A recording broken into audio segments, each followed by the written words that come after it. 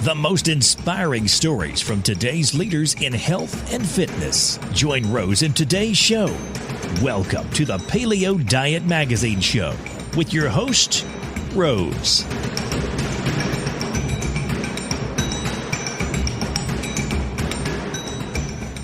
In this podcast, Tony Federico talks about his challenges in life, the loss of a dear friend at a young age, being without a job, and his battles with his health, and how he overcame a lot of his struggles by changing his thought process.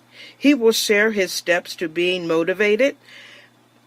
Listen to Tony's story about his new mindset that helped him discover the paleo lifestyle.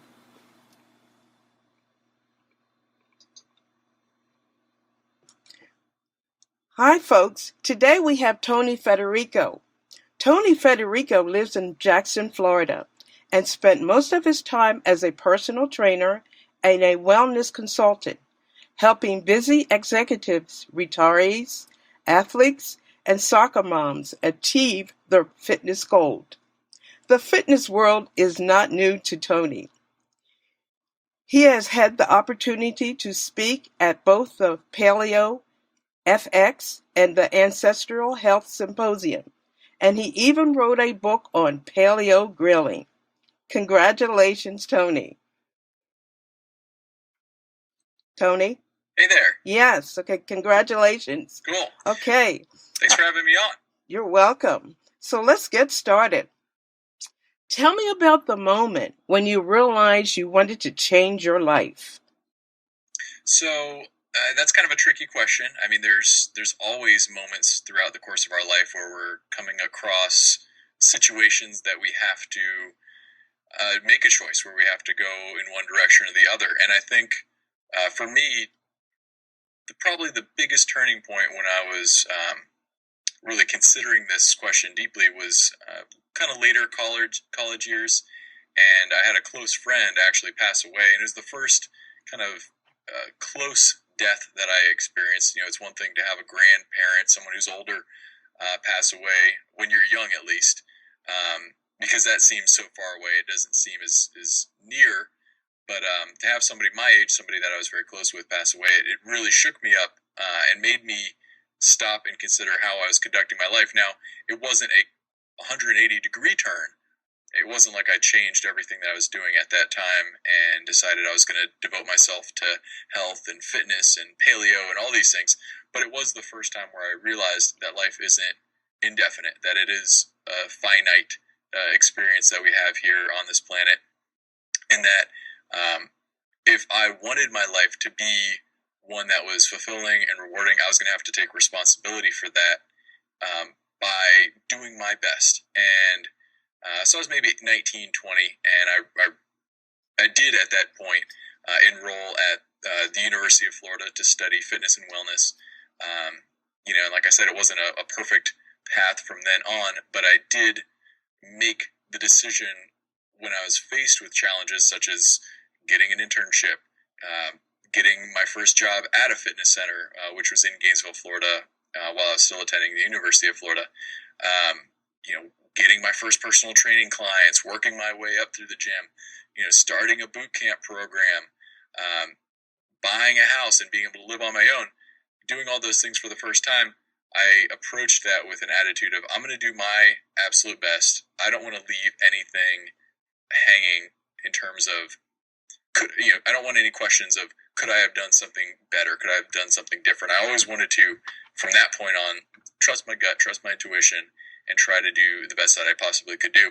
And that continued through, you know, getting married and eventually moving to Orlando. And it was sometime later in 2010 when I finally discovered the paleo diet through a personal training client.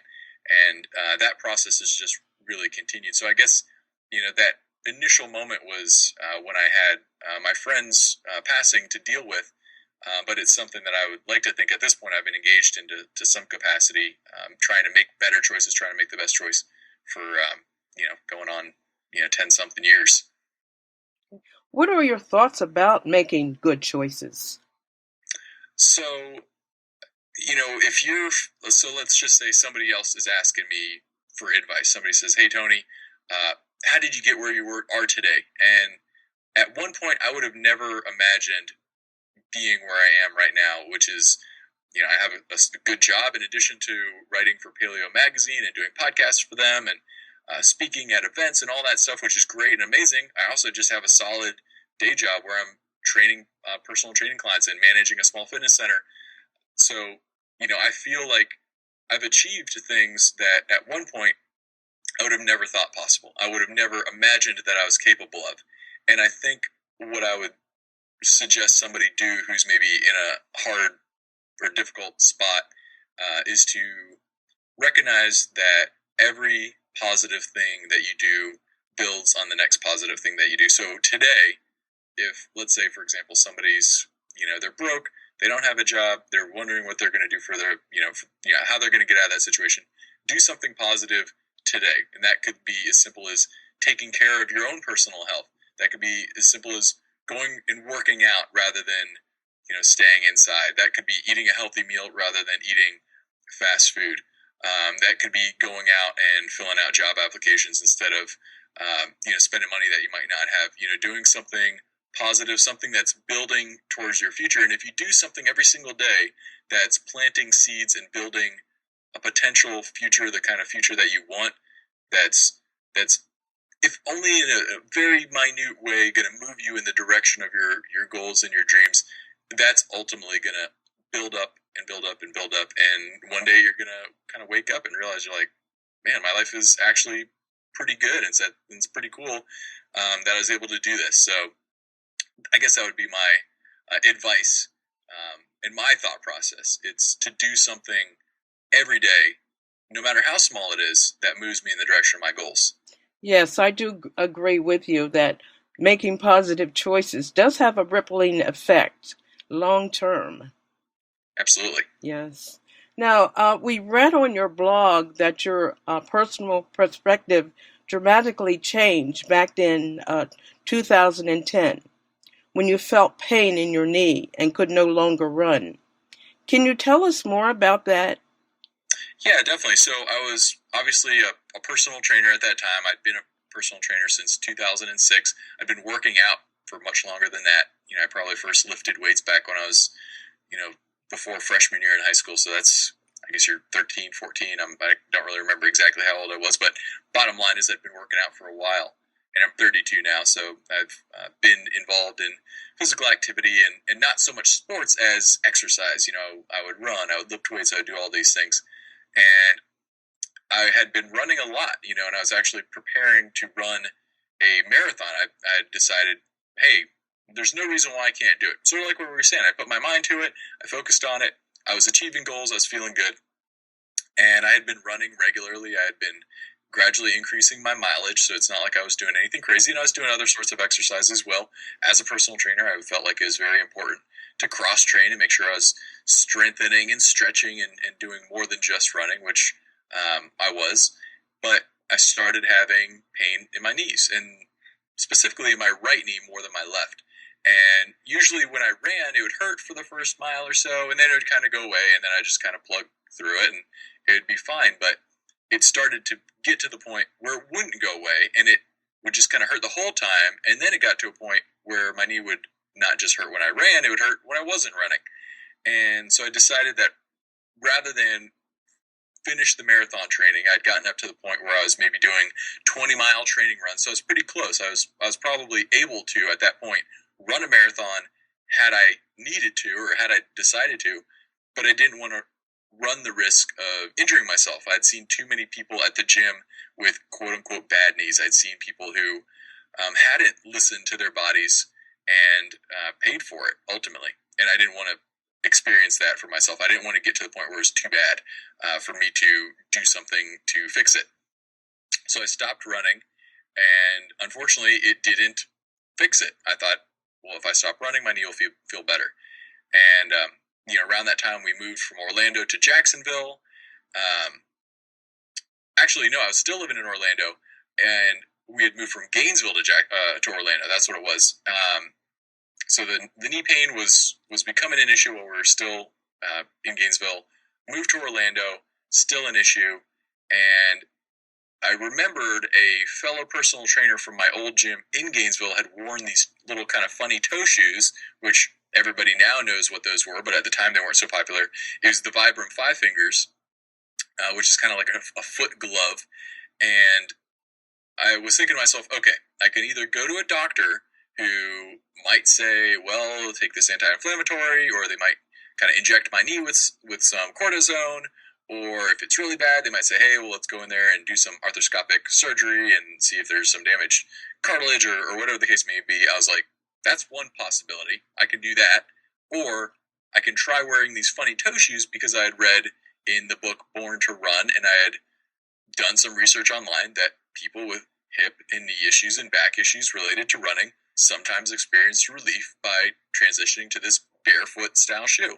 So I felt like that was a much cheaper and much lower risk proposition. If I needed to ultimately go to the doctor or an orthopedic surgeon or whoever, I still could do that.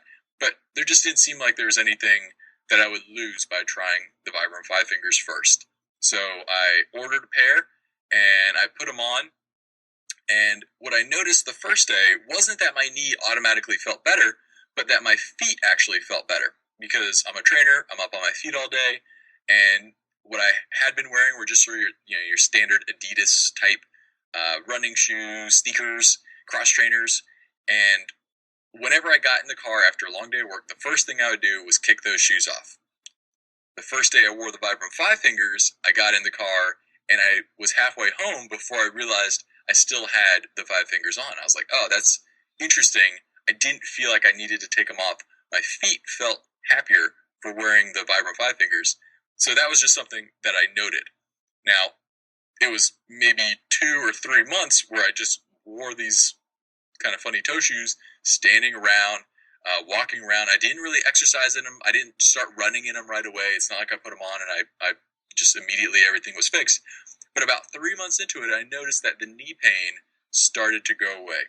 And so maybe about 6 months in, I started to do a little jogging. And then from there, I was feeling pretty good. I did experience some, it's called plantar fasciitis. It's inflammation in the plantar fascia at the bottom of your foot as I transitioned into barefoot shoes. So it's not like it was a perfect transition. But now, let's say this is 2010 when I started wearing those. This is 2015, 5 years later. I've run half marathons. I've run 15Ks. I've done the Spartan race. I've done the Tough Mudder. And I've worn these barefoot style shoes doing all of that. And I don't have knee pain anymore. So that experience showed me that problems that we have, sometimes it isn't that your body is broken. The message sometimes is that we're not supposed to run if your knee hurts. If your knee's hurting, you weren't made for running. So there's something wrong with your body. What this experience showed me is, no, there was nothing wrong with my body. The problem was that a company, Nike or Adidas or whoever, is making shoes based off of modern technology that actually they don't even know what they're doing. They're just kind of putting this stuff out there and hoping for the best. They're hoping that, well, if we put some padding here and if we put some cool graphics over here, it'll be good and people will be able to run, and more cushioning, the better. So it's really an example in modern technology disrupting our natural body. Yes. What was going on in your mind as you were experiencing all this? Well, that's why I was much more open to the idea of paleo, because if a modern shoe could have such a detrimental impact on my knee, what would modern foods, processed foods, even processed health foods, what would be the impact of those on my body? So I discovered paleo around this time, and I was like, you know what? I think that I need to cut out all the protein bars and diet energy drinks and supplement type things that I was taking. I need to stop, eating these whole grain muffins and all this other stuff that I thought was healthy, because in the fitness world, they preach that these things are healthy because they're low fat and they're high fiber and, high protein, or that you shouldn't be eating meat because meat's got a lot of saturated fat. So you should eat this meat substitute. I started to think, you know what? I'm going to get the processed stuff completely out. No matter what the marketing says, I'm going to trust that our bodies are designed to eat whole, real, natural foods that are not messed around with, just like our bodies are meant to walk around without modern running shoes. And if I do that, chances are really good that I'm going to experience health. And it was a game changer. I definitely felt when I incorporated the paleo way of eating into my overall lifestyle, food cravings went down. I was able to focus better. I had experienced really severe restless leg syndrome, which was kind of a funny thing that I never really knew how to do anything about it, and that went away. I do know that if I eat sugar, or if I kind of cheat on my paleo diet now and maybe have some gluten or something like that, it does come back, which is a sign that it can do weird stuff in your body. So something like restless leg syndrome, who knows even what that's coming from. But when I eat kind of junky processed food, it gives my body that kind of weird sensation. So it really has been a total game changer. And so obviously I want to share the message. Obviously I want to tell my clients about it. And that really drove me to seek out opportunities to write and blog and do all the things that I'm doing now, in addition to my personal training stuff. Yes. One thing that I have noticed in talking with people during the podcast is that they don't realize the importance of how processed food can damage your bodies in many, many ways, and also the importance of good fats, good healthy fats in your diet. I mean, you can see a marvelous change in your whole body, no matter what age you are. It's just it's like a miracle. It's a shock to your body, a good shock, good improvement.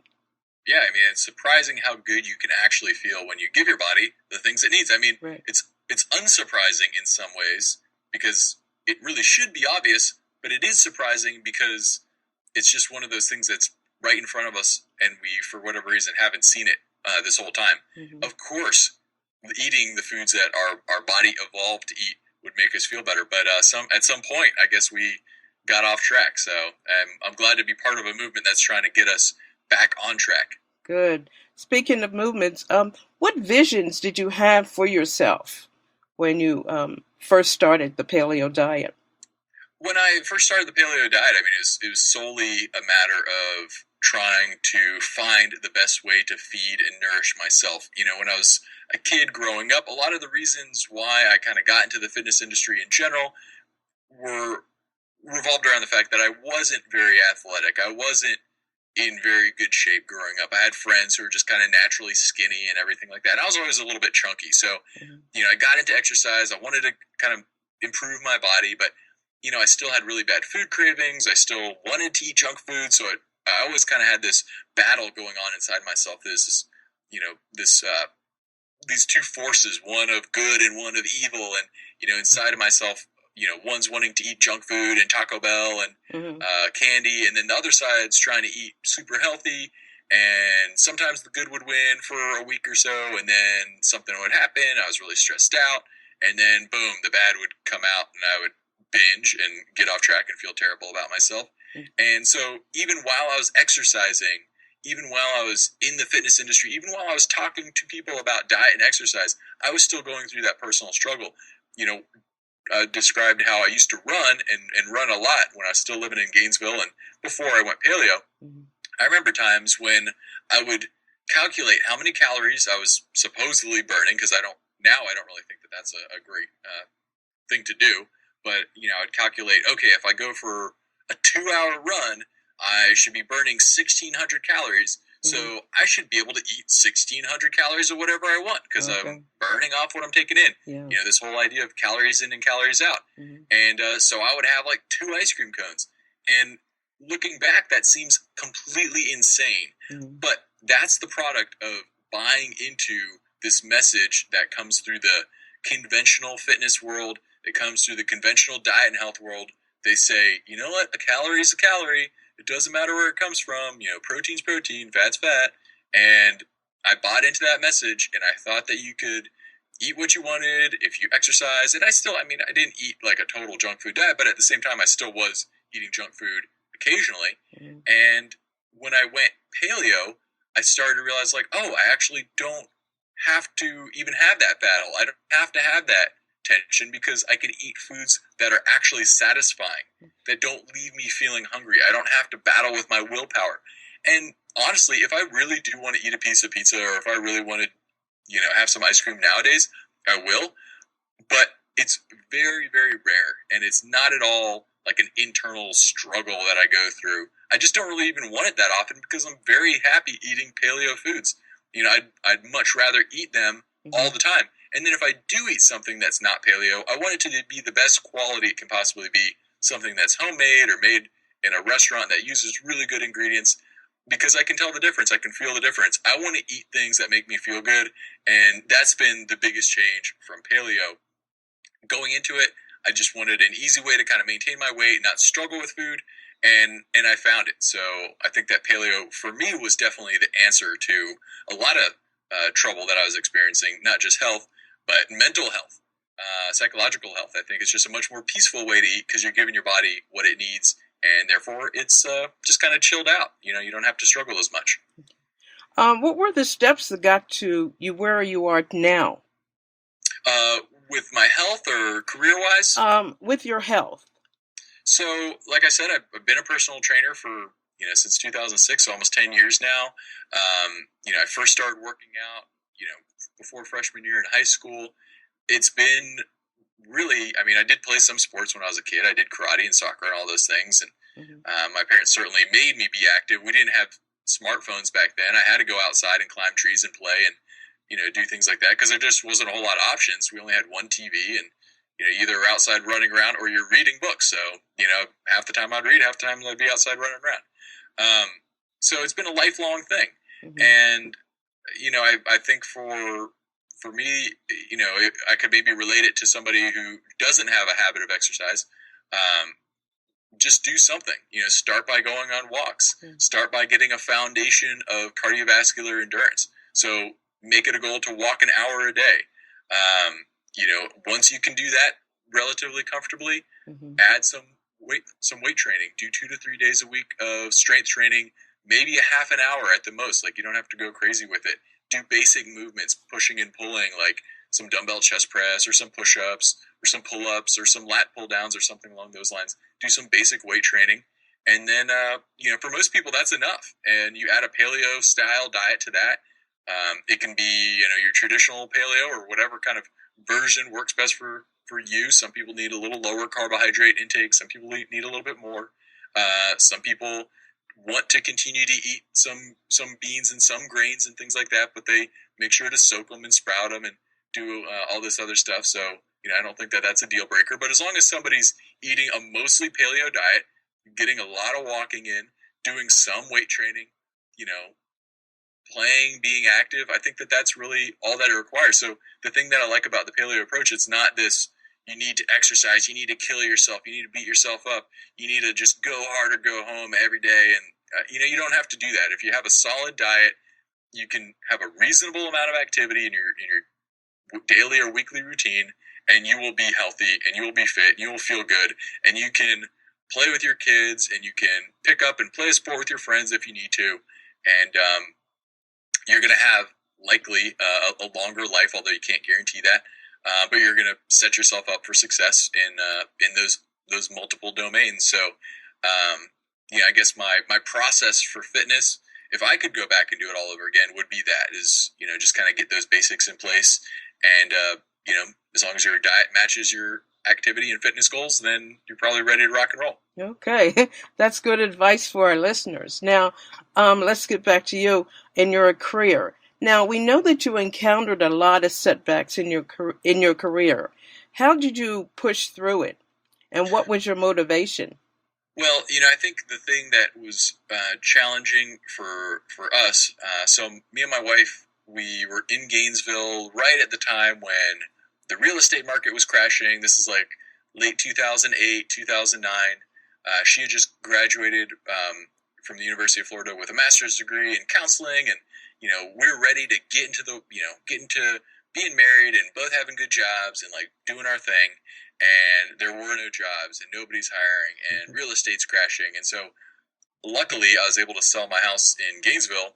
We moved to Orlando, and the job that I had been promised fell through. The company folded.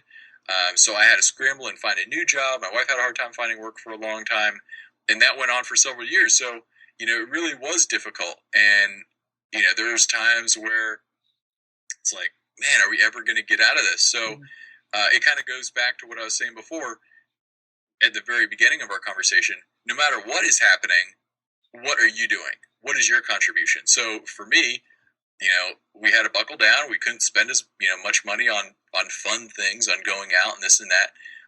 But I could still work on creating opportunities for myself. I could still start a blog. I could still, work the job that I was doing, and then, spend some extra time, taking pictures of food and reaching out to people to try to get interviews like what you're doing. And that's ultimately what led me to getting a position at Paleo Magazine as a feature writer. So I did that during this really trying time because I knew that I needed to create opportunities by putting myself out there, by trying to, put something of value out in the world, learning how to write better, learning how to get in touch with people, learning how to network, which always seemed like a scary idea, but I ultimately realized that networking is simply just kind of having conversations with people and finding friends in different places. So, I would say that was really the thing. It wasn't, I think I've always been motivated. I guess I've always wanted to be successful. My parents weren't rich or anything like that. We had a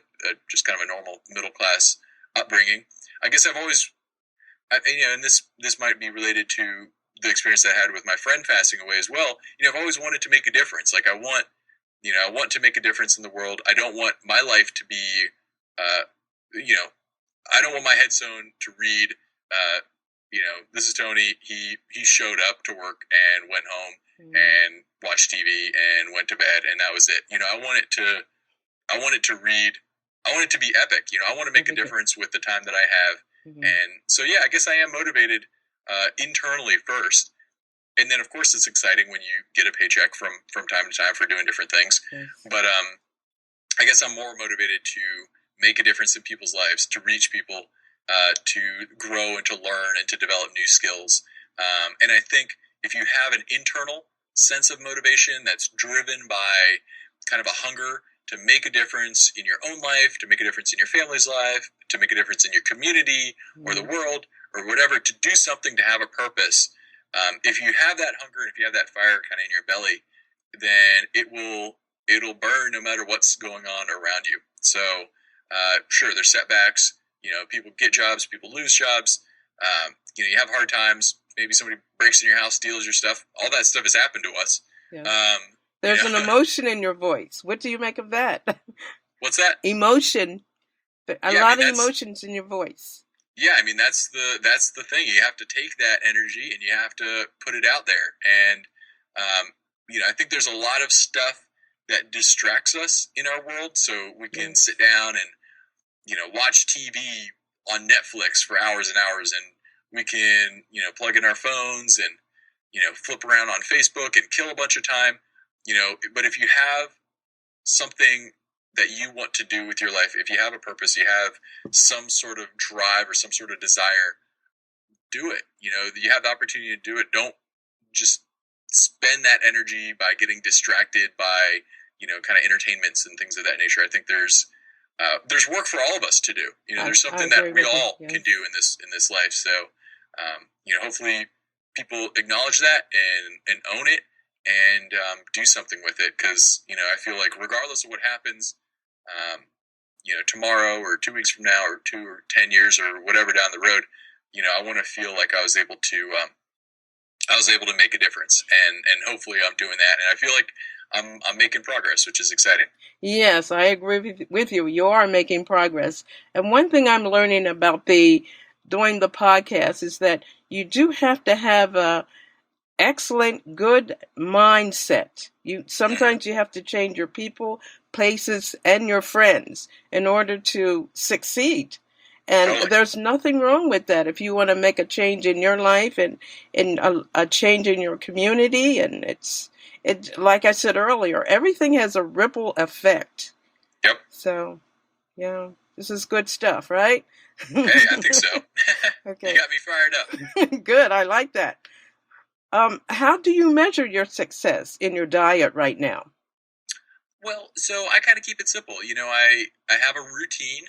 I have sort of like a standard set of things that I eat. I don't really deviate from that all that much. I always make sure to have some protein in the morning. I might have a piece of fruit or something along with it. Have a handful of nuts. So I don't really eat a whole lot for breakfast. Might have some black coffee. Not a whole lot though, and not really even particularly strong. For lunch, it might be some cooked vegetables and a salad and another portion of protein. Every once in a while, maybe have a little sweet potato or a little rice or something, just a little starch for lunch, but most days not. So I kind of eat light during the day. It's kind of a problem. I think I'm addicted. I usually have a kombucha once a day, which is one of those fermented, kind of fizzy, carbonated teas. It's it's tea and fruit juice, and then they ferment it with a thing called a SCOBY. Mm-hmm. It's really good. Some people like it. Some people love it, like myself. Some people hate it. But I usually have one of those every day. Do you make your own? I did, but then my wife was kind of weirded out by having the kombucha cultures. They kind of look like a little jellyfish kind of floating around in a jar. So for the sake of my marriage, I'll just buy them. So there's certain things that you just have to kind of understand. You got to make concessions here and there, yeah. I guess is my point. What they say, happy wife, happy life. Exactly. And having a kombucha floating around in your bathroom or wherever is not going to make her happy. So I'll do that, light breakfast, protein, nuts, fruit, lunch, some more protein, so maybe some chicken or fish or beef or pork or whatever, and a salad. And then snacks like a kombucha. Maybe I'll have some kale chips. Like every once in a while I'll buy those at the store. Maybe some plantain chips and some guacamole if I really want something that kind of feels bad but it isn't. And then dinner's always like a big salad of some sort. Maybe I'll do like spaghetti squash or zucchini noodles with like meat sauce and kind of do like a paleo spaghetti. And sometimes it's simply a cooked steak with some more veggies. So really just lots of vegetables, a little bit of fruit, a little bit of starch, a good amount of protein every day. I'm either drinking water or black coffee or kombucha, and every once in a while I have like one of those like fizzy, unsweetened, like no artificial sweetener, kind of either like a LaCroix or, Perrier or whatever, something that's got a little lemon flavor or something along those lines. But I really just kind of keep it simple, and I think that works for me. I don't think too hard about it. There's some people that get really intense about their diets. They really kind of dive into the scientific information, and I've done that from time to time about various things. And what I've always found when you dive into the science is we really don't know a whole lot, and that you're always better getting your nutrients from whole foods, from fruits and vegetables, from nutrient-dense animal products such as egg yolks and whole meats, which I mean, if you can get some organ meats in there, if you can get some cartilage in there to get that good collagen, that's good. Herbs and spices are great. So if you get a lot of whole, real foods, different color foods, spices of different kinds, if you do that, you know what, you're probably going to be 99% of the way there. I used to get real into supplements and trying to figure out what vitamins and this and that I needed, but I don't really worry about that anymore because, again, I've looked at the science and I don't think that it's very convincing that it does make a difference unless you have maybe a deficiency disease like sailors in the olden times had when they would go on voyages and needed to eat limes because they were getting scurvy. It's like nobody's really having that experience now in our world of abundant foods and things like that. So I just kind of keep it simple, and I think that works better for me. I have, more energy to devote towards doing other sorts of things when I don't have to think about my own diet all that much, and I kind of feel like it's working. So, you don't have to fix it if it ain't broken. Okay. One thing I was wondering, and I'm sure people ask you this constantly, is whether or not you feel the need to have some completely non-paleo food on occasion. Yeah, I do. And I feel like that is something that everybody does. So if you take, name any paleo celebrity, as much as there is such thing as a paleo celebrity, take any paleo celebrity or somebody who's written a book or whatever, and I guarantee you that everybody's going to be eating non-paleo stuff every once in a while. And there's plenty of people that are eating lots of paleo treats, maybe more than they should, because even paleo treats that are sweetened with dried fruit and honey and maple syrup and things like that are still sugar, and it's still treats, and it's still going to kind of get you going the way that a non-paleo treat would if you have too much of it. Maybe it's better than a Twinkie or whatever, but at the same time, it's still a treat. So everybody's going to have treats, paleo treats or non-paleo treats or whatever from time to time. I think that as long as you eat paleo most of the time, as long as you're comfortable with your paleo diet, so if your paleo diet is satisfying, like the way that you normally eat day to day, the paleo foods that you eat day to day are satisfying and you feel good about them, you're not going to really want to cheat all that much. So when you do, it's going to be infrequent enough to really make a difference long term. So if you eat a solid nutrient-dense paleo diet 6.5 days out of the week, and on the weekends you have a slice of pizza or you have a hamburger or you have a little candy or something like that, you're probably not going to eat a whole lot because you know you're not going to feel that good if you do. You're probably going to have a salad or something along with it. You're probably going to drink a bunch of water afterwards. You're probably still going to exercise or walk or do whatever you're going to do. That's not going to set you back. That's going to be perfectly fine, and there's no reason to stress about it or worry about it. What will get people messed up is when they're too restrictive with their paleo diet and they are like, I'm paleo, so I can't eat salt and I can't have flavor in my foods, and I'm just going to have broccoli and chicken breast, and I'm going to have the same thing every single day with no variation and no condiments, and I basically need to suffer through this diet because that's what is going to be good for me. It's like, if you're suffering, you're going to binge ultimately. You're going to come off of it ultimately. You're going to completely fall off the wagon, and you're going to have a really hard time getting back on. There's too much black and white there. So you want your paleo diet to be very gray. You want it to have room for non-paleo stuff. You want to have room for super paleo stuff, and you want to land somewhere in the middle, which is pretty much paleo all the time, but comfortably so. So you don't have to stress about it. You don't have to worry about it. You don't have to deprive yourself. And if you do that, if you're comfortable with your version of the paleo diet, you're going to be successful. You're going to be able to stick to it. And those occasional little treats here and there aren't going to throw you off. Yes, I do agree with you that a person should be comfortable with their diet. That's very important. Be comfortable, be happy, and enjoy it. There's so many delicious recipes out there now where you can, alter, different things to make it very tasteful and healthy at the same time. So the only thing people have to do is just do a little bit of research and buy your book, correct? Well, and my book is specifically for paleo grilling. So Yes. We got the summertime coming up. It's warming Yes. up. I'm here in Florida, so we're ready to go already. But, I know the folks up north still have a little bit of time before the snow melts. But as soon as it does, break out your grill. My book, Paleo Grilling, is available on Amazon for Kindle as well as paperback if you like a physical book.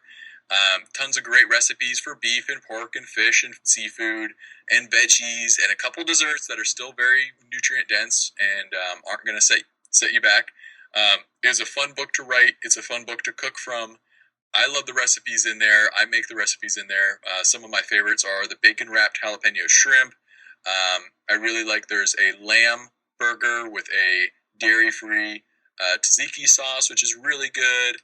There's an awesome paleo-friendly key lime pie that's made with avocado and coconut milk and toasted almonds instead of graham cracker crust and all that stuff. So there's some really great recipes in there, and I certainly hope people pick up a copy for the summer.